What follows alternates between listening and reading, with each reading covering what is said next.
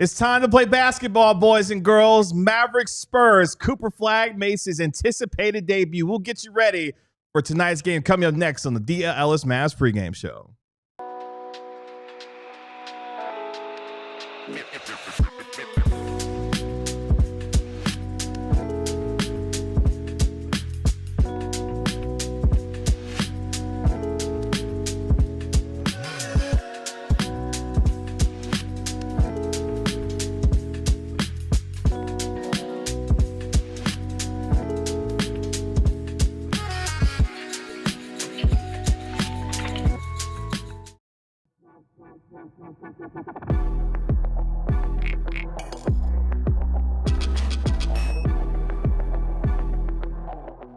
Hey, what's up, DLLS Mavs Nation? Welcome to the DLLS Mavs pregame show powered by Michelob Ultra. Cheer on your team with Michelob Ultra at 2.6 carbs and 95 calories. It's a superior smooth taste worth playing for. Michelob Ultra, official beer sponsor of the NBA. Kevin Gray alongside our Mavericks analyst, Bobby Carrello. We are DLLS Mavs, your favorite guys, cover your favorite team, especially on opening night for your Dallas Mavericks. The San Antonio Spurs visit your Mavericks in the first game of the 25-26 campaign. We will get you ready for tonight's game with who's in, who's out, the Carrello scouting reports, plus our Mavericks player spotlight on Cooper Flagg tonight. But Bobby, Tanner, we've made it to Mavericks basketball 2025-26. Season number 6, I think, for 45. the Mavs all time. Well, they started in 80, so 80, 81, I think. Well, they're celebrating the 45-year anniversary. Mm-hmm. Yeah, I mean, and it's number 8, I think, against the Spurs, including 3 in a row. It's awesome, man. It's awesome to start off against these guys. I already see people in the chat saying I love the Cowboys, but it's Spurs all day. Tanner, go ahead and just ban everybody. Yeah, you ban them. Exactly. Just kidding. No, all are welcome here. But I'm excited, man. It's season number 2 for us. It is.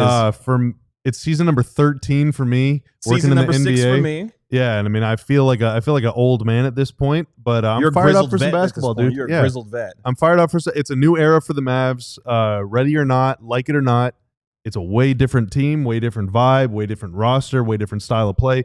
Everything is different, and tonight is the first step in what will hopefully be a better journey than the one we had last year. And the Stars are going to be out tonight at the American Airlines Center. Had a chance to spend a little bit of time at the AAC before coming to the studios. The Stars are in the building tonight. Rich Paul is going to be in the building tonight. A certain Megan Thee Stallion is going to be in the building tonight to watch Clarence her man. Hill. Clarence E. Hill Jr. is going to be in the building tonight. All the Stars have come out to watch a certain Cooper Flagg, who we'll get to here in just a moment. But to get ready for tonight's game, as Bobby mentioned, third straight season that the Mavericks are opening up against the San Antonio Spurs. Did so last year as well, got a big win. And tonight it is all about the number 1 overall pick, the 18-year-old Cooper Flagg, who won't turn 19 until December 21st later on this year. He makes his much anticipated debut. A summer full of angst in certain points because we didn't know where the Mavericks were going to be in the draft lottery. Then all of a sudden on May 12th, they get a generational get-out-of-jail-free card by striking 1.8% odds and turning it into Cooper Flagg in late June, and he is ready to take on the NBA tonight. It is even since the last time the Mavs had a hotshot prospect. I mean, you go back 7 years ago, Luka was making his debut against the Suns, and no one really – I mean, there were people that were like, yeah, this guy's going to be incredible, but no one really knew, you know. But it feels like I've been watching Cooper Flagg on TV for 5 years now. You know, he's an American guy. Every American is familiar with his game. He went to Duke. He was on national TV all the time.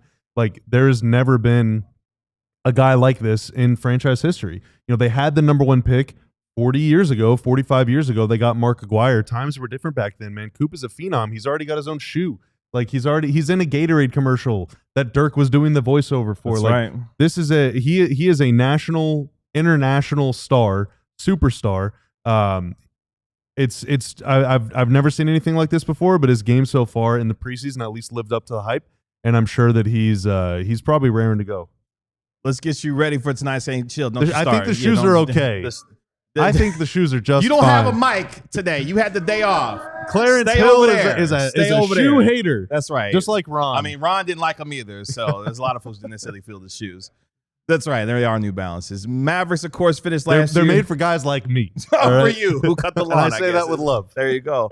Mavericks, of course, last year finished 39-43, lost in the play-in to the Memphis Grizzlies after defeating the Sacramento Kings to get to an opportunity to try to get to playoffs. Did not make it, of course. Last year, San Antonio finished 13th in the West at 34-48, looking to be much better this year after missing the postseason for a fifth consecutive year. In fact, the Spurs have not been in the postseason since the 2018-2019 season. But before we get to our guy, Bobby Carella's scouting report featuring Victor Wembanyama, our lead story tonight, of course, focuses on a new era in Mavericks basketball. And, of course, that starts with Cooper Flagg, the number 1 overall pick, making his official NBA debut tonight. Bobby, did you know tonight will mark the first night in nearly 27 years that the Mavericks will not have either Dirk Nowitzki or Luka Doncic on its roster? It's been 9,756 days since the last time neither Dirk or Luka Doncic were on this roster. It's a lot of days, man. 27 years ago, I was 7. That would have been 1998. Really started in 1999. By then, I already had a Game Boy. I'd probably already taken down. Chill's probably getting turned by all the 8 honeys gym at the leaders club, and the probably. Elite Four in Kanto. Yeah, I mean, it's been a long time, man. It's been a really, really long time. But yeah, it's a totally new era. A totally new era. And Coop's also the youngest Mav to ever play. Yeah, and he will be, of course, leading this Mavericks team from the point guard position, which we'll get to a little bit later on. Of course, Flagg led Duke in his lone season to the Final Four last year. National Player of the Year, won every National Player of the Year that you could think of, averaging 19 points per game, nearly 8 rebounds, and over 4 assists per contest. Tanner Cooper Flagg talking about the surreal opportunity to finally make his NBA debut as he gets ready to face San Antonio tonight. Here's what Cooper Flagg had to say. Yeah, I mean, I was just talking to my agent yesterday. It feels like it was yesterday. I was at Mount Vernon in Florida playing high school. So it's definitely surreal. I don't know if any of it's really set in or, set in for me yet, but it's just incredible. How fast it's gone, but how far I've been able to come in just 2 years. And he will be doing that in front of friends and family tonight. While I was at the arena, some of his Mount Verde folks were there at the arena greeting him prior to tonight's game, so he's going to have a lot of support ahead of tonight. He will be he and his Mavericks teammates taking on Victor Wembanyama, of course, the league leader in blocks from a year ago, a young man who is one of the biggest stars in the NBA, literally one of the biggest stars, if not the biggest star. He's a very big person. In the NBA, and the Mavericks, Bobby, are going to have to contend with him tonight as we get to the first Carella Strader scouting report of the 25-26 season. So excited. Hopefully going to actually incorporate some real Carellastration into this pretty soon once we figure out how to make an iPad work. But in the meantime, all right, Victor Wembanyama last season only played 46 games due to blood clots, and obviously that's a very serious thing. He's been cleared to go. Everything is good to go, and that's good for him, good for the game. Whenever he was healthy, 24.3 points, 11 rebounds, 3.8 blocks per game. Unreal. The other players ever to do that, now granted, they didn't track blocks whenever Wilt and Bill Russell played. I don't know if Russell ever averaged 24. Wilt obviously did. But the only 3 ever to do that, Kareem, Hakeem, and David Robinson. That's it. It's not bad. That is not bad company. And so Wemby really is in kind of a league of his own. But, whenever he's on the floor, the geometry shifts so much, not just because you're afraid to challenge him, but he is really freaking tall, like you said. He's got very long arms. He can disrupt passing lanes. He's very agile. He's mobile. A lot of other think of Brooke Lopez, okay? One of the most feared interior defenders of this generation, or certainly of the last 5 or 10 years. He's not very quick, but Wemby can get out and move. He can he can move like Derek Lively, but he can block shots like he's Hakeem. Like, it's unbelievable. And so really the remedy is guys just don't even try to shoot over him. So last season, whenever he was on the floor, the Spurs' defensive rating was 112.8. Whenever he was off the floor, it was 120.3. That's a 7.5 point difference just with him, let alone anybody else. At the rim, okay, whenever he was off the floor, a tick under 32% of opponent shots came at the rim. Whenever he was on the floor, 28.6% of their shots came at the rim. So that's a 3.5 point difference. Where do they make that up? With long mid-range shots. Whenever he was off the floor, Opponents took 6.5% of their shots from the long mid-range. That's considered to be like the worst place to take a shot. These like 18 to 22 footers. Whenever he was on the floor, almost 10% of opponent shots came from that area on the floor. That is massive. And from twos in general, whenever he was off the floor, opponent shot 57.6% on twos. Whenever he was on the floor, just 52% on twos. Wow. He is a one-man wrecking crew. All of those numbers with him on the floor would rank near or at the top of the NBA. All of those numbers with him off the floor, horrible. Just completely awful. Now, they have made some changes over the summer. They get Luke Cornett in here, who's a bit of a floor spacer on offense, but can also do some dirty work on offense and can do a little rim protection on defense. Certainly not as much as Wemby. But the Spurs still have some size. They still have the optionality to play Wemby at the 4 if they want, but it does seem like they want to play him at the center this year, so they have more quickness and more shooting around him, which could mean that there's more pressure on him to protect the rim. Last year, there was Zach Collins out there a lot with him, and the year before as well. And so if he is the lone big, then maybe there is an opportunity to kind of zigzag your way around the court and kind of catch him out of position. But for a Mavs team that really wants to put the ball on the floor and get to the basket, it is going to be very tough for them to get all the way to the rim against Wemby. It's going to be a lot of 15 to 18-foot pull-ups, and you have to make them if you want to score against them. Otherwise, it's going to be a really, really, really long night. And, of course, Victor Wembanyama making his return to this team after, as Bobby mentioned, missing 46 games last year with that deep vein thrombosis, entering his third season. He will be opposed by the Mavericks big man in the middle, and that, of course, is Anthony Davis, who's entering, check this out, year number 14 of his illustrious career, a 10-time All-Star NBA champion, gold medalist last year in 42 total games between the Lakers and the Mavericks. Of course, averaged nearly 26 points per game, nearly 12 rebounds per contest, and over 2 blocks per game himself. Not too bad defensively is one Anthony Davis himself. He will have his hands full, along with Derek Lively II, who we'll get to a little bit later on. Who's going to guard Wemby? I mean, it was PJ before. I was about to say PJ Washington Jr. But then what are you gonna stick AD on Devin Vassell? Like, you know, one of the things. What are you gonna do? And we'll talk about this some more as well during the pregame show. But I wonder how much zone we could see. They've got a lot of lengthening defenders. How much zone could we see? Could they spam a little bit of that? Houston did zone up a little bit last night against OKC. Mm-hmm. That's a terrible matchup. Like, yes, for sure, size wise, for sure. And maybe you see some of that tonight.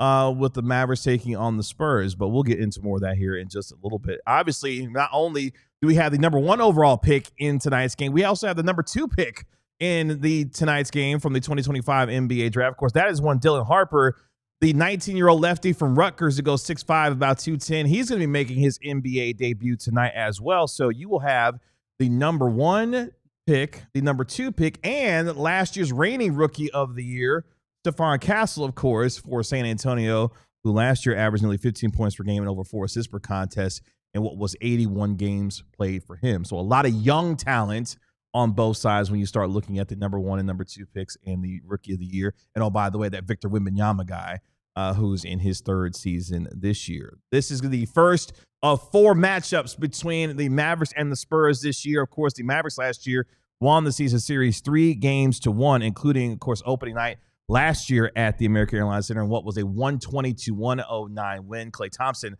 knocking down 6 threes in his Mavericks debut. Check this out. These two teams won't play each other after tonight.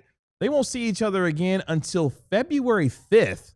So it'll be a long while before you see the Mavericks taking on the San Antonio Spurs in this regular season. But one of the great rivalries in the NBA is renewed, and it looks a little fresher tonight with Victor Wembanyama and Cooper Flagg and others taking each other on in this season opener. More on tonight's game, including our Mavericks player spotlight, the starting lineups as well, who's in and who's out, plus our guy Ron Harrod Jr. going to be joining us from the American Airlines Center. But before we do that, let's help you win some money when it comes to Prize Pick. Yeah, so I'm starting big to start the season. Usually I just go with like 2 or 3 so you're guys. The Mavericks, on Prize Picks, you can choose between 2 and 6 players. Normally I'll go 2 or 3, right? Today, opening night, I'm going with 5. Whoa! Kevin, 5. Okay. All right, but on Prize Picks, you can also kind of like alter the projected stat, so you can maybe make that number smaller or bigger, which does affect the multiplier on your winnings. But Cooper Flagg, more than 12.5 points.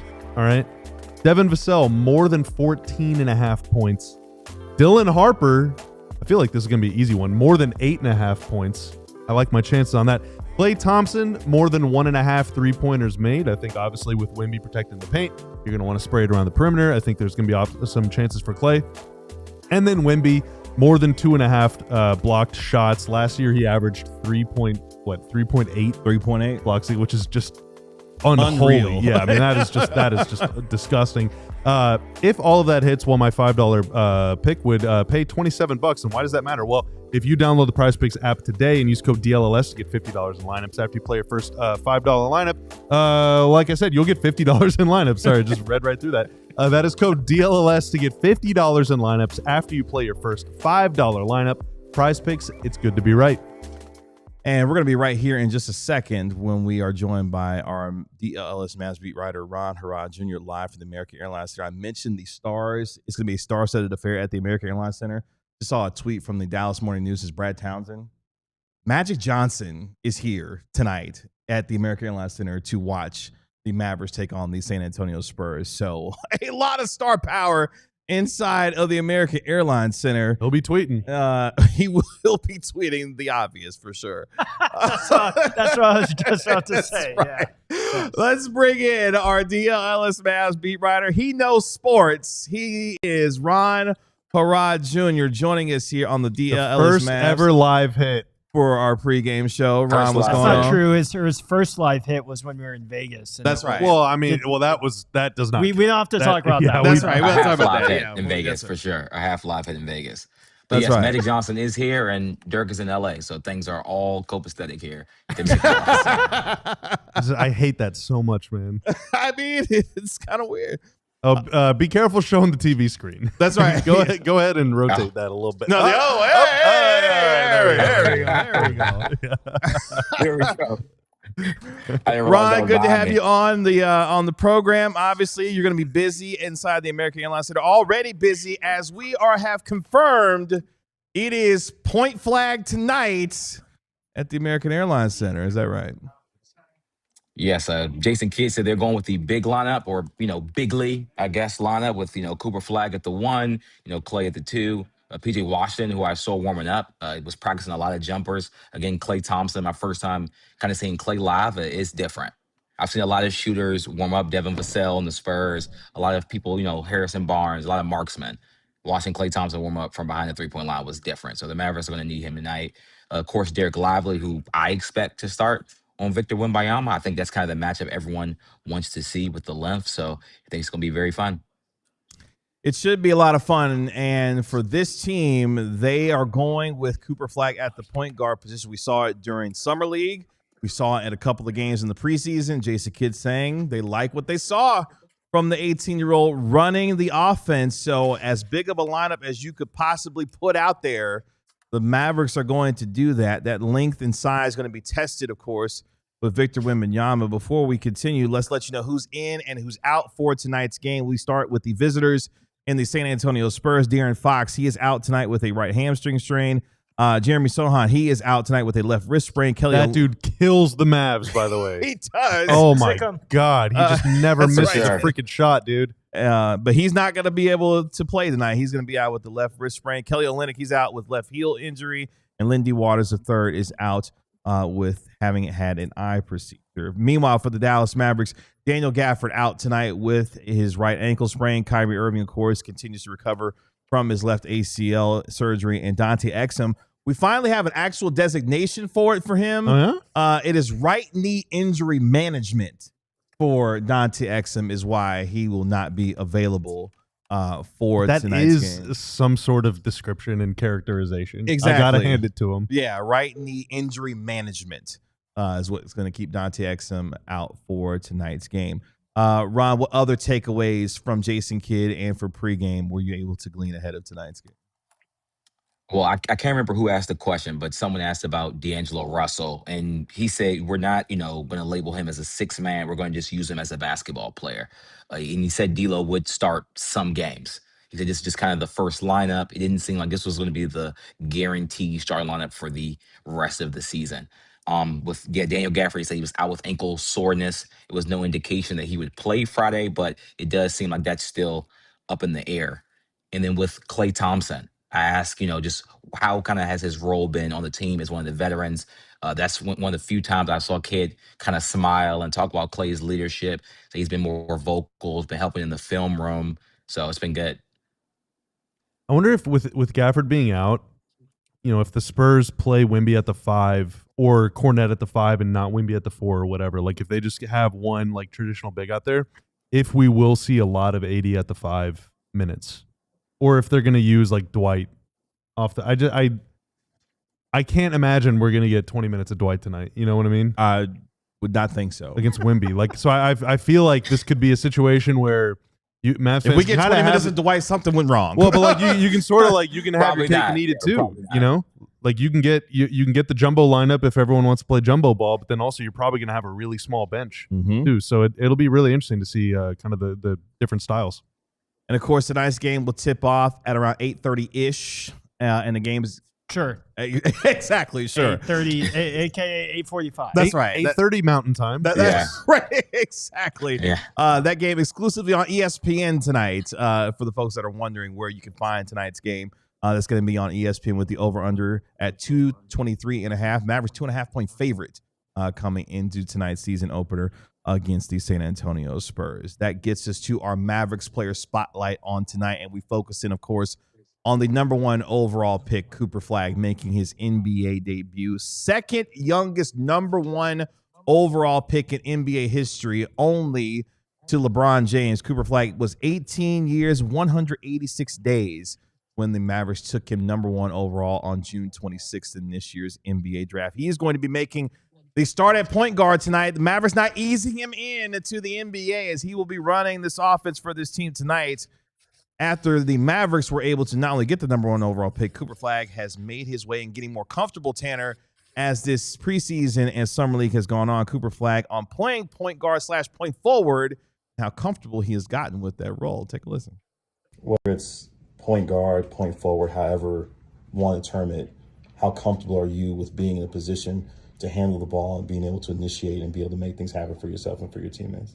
Yeah, I think at this point, it's been great, great preseason, great summer league for me of just filling out a bunch of different positions and roles and playing a bunch of different spots on the court. So I think this one I'm ready to do whatever coach needs me to do, and, we'll just see what he asks, and we'll just figure it out as we go. Where would you say the biggest area of your game has grown throughout the course of the preseason? I think just being comfortable, slowing down a little bit, being comfortable making decisions, and just playing with better pace for sure. Ron, that comfort will be tested tonight against defenders like Stephon Castle, Victor Wembanyama, and others. What are you looking to see from Cooper Flagg tonight as he makes his debut? Yeah, I think I predicted the stat line before the game. I think it's going to be around 15 points, around 5-6 boards, and around 3 assists. I know Mavs fans probably want that assist number to be a little higher. I think it's just running the offense and not turning the ball over is what's going to help the Mavs win the game. I got a chance to, cover Wemby early in his career with the Spurs, his rookie season. Even then, he was a really good defender at the rim. It's going to be very hard to get shots off around him. And Stephon Castle is one of the best perimeter defenders in the league.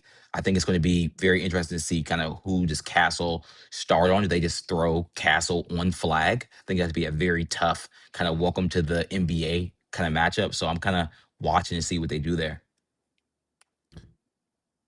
Oh, that's sorry. You gave me the beat. I thought you were going to say. Yeah, well, I was just going to say for him for Coop playing point guard, just get off. Don't do too much. Sure. Just don't try and do too much. A really talented playmakers will be able to break down the defense, get in the lane, draw Wemby's attention, and then either dump it off to someone or kick it out to a 3, whatever. We don't need Coop doing that stuff. Like just go out there and play the game. Just get off the ball. Let things happen. Trust your teammates, and the ball will come back and find you.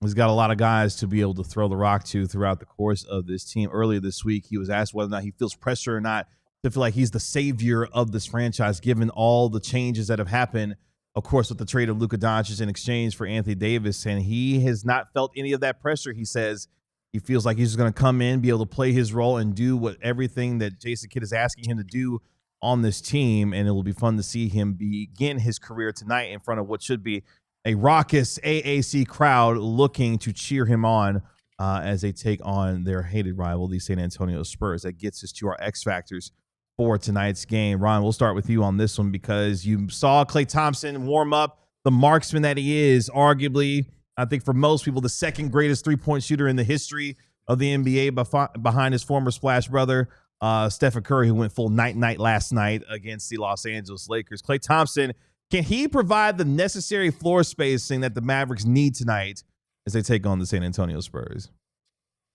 Yeah, I mean, I think Klay Thompson is the second greatest shooter in NBA history. Again, tonight he looked very comfortable. He made a dunk before he left off the court, and I think someone said, "There you go, young man."